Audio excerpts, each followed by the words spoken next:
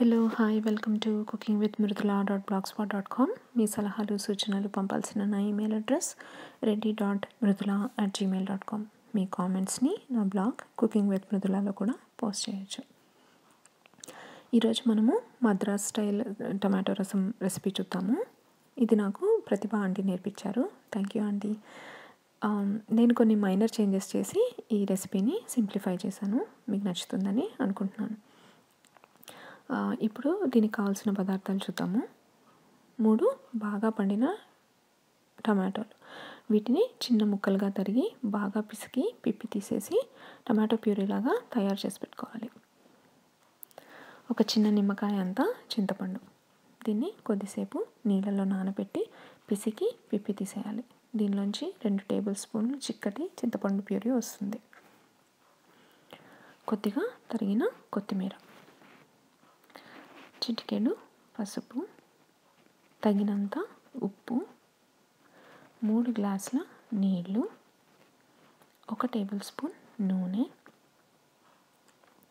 తాలింపుకి కావాల్సిన పదార్థాలు: 1/2 table spoon మిరియాలు, 1/2 టేబుల్ స్పూన్ ధనియాలు, 1/2 టేబుల్ స్పూన్ మెంతులు, 1/2 టేబుల్ స్పూన్ ఆవాలు, 2 ఎండుమిరపకాయలు, చిటికెడు ఇంగువ, కొన్ని కరివేపాకు రెబ్బలు, 1/2 టేబుల్ స్పూన్ జీలకర్ర. ఇప్పుడు రసం పౌడర్కి కావాల్సిన పదార్థాలు చూద్దాము. 1 టేబుల్ స్పూన్ మిరియాలు, 1 టేబుల్ స్పూన్ ధనియాలు, 3 ఎండుమిరపకాయలు, 2 వెల్లుల్లి రెబ్బలు, 1 టేబుల్ స్పూన్ జీలకర్ర, కొద్దిగా కరివేపాకు. ఇప్పుడు తయారు చేసే విధానాన్ని చూద్దాము. స్టవ్ ఆన్ చేసి ఒక గిన్నె పెట్టి నూనె వేయాలి. అది వేడయ్యాక తాలింపుకు కావాల్సిన దినుసులు అంటే మెంతులు, మిరియాలు, ధనియాలు, ఆవాలు, జీలకర్ర, కరివేపాకు, ఎండుమిరపకాయలు, ఇంగువ వేసి తాలింపు పెట్టాలి. ఇప్పుడు తాలింపులో 3 గ్లాసుల నీళ్లు పోయాలి. దానిలో మనం రెడీ చేసి పెట్టుకున్న టమాటో ప్యూరీ, చింతపండు ప్యూరీ, చిటికెడు పసుపు, తగినంత ఉప్పు వేయాలి.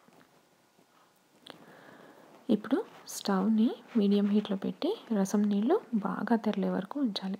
దీనికి సుమారు 10 నుంచి 12 నిమిషాలు పడుతుంది. రసం బాగా తెరులుతున్నప్పుడు తరిగిన కొత్తిమీర వేయాలి.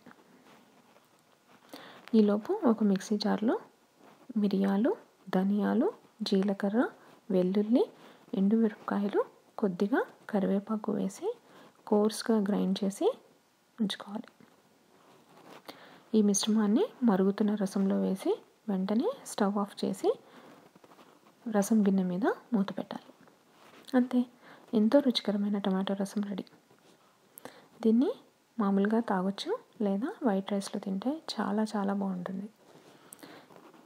ఈ సింపుల్ రెసిపీ మీకు నచ్చిందని అనుకుంటున్నాను. ఈ రెసిపీ డీటెయిల్డ్ స్టెప్స్ నా బ్లాగ్ కుకింగ్ విత్ మృదులాలో కూడా చూడొచ్చు.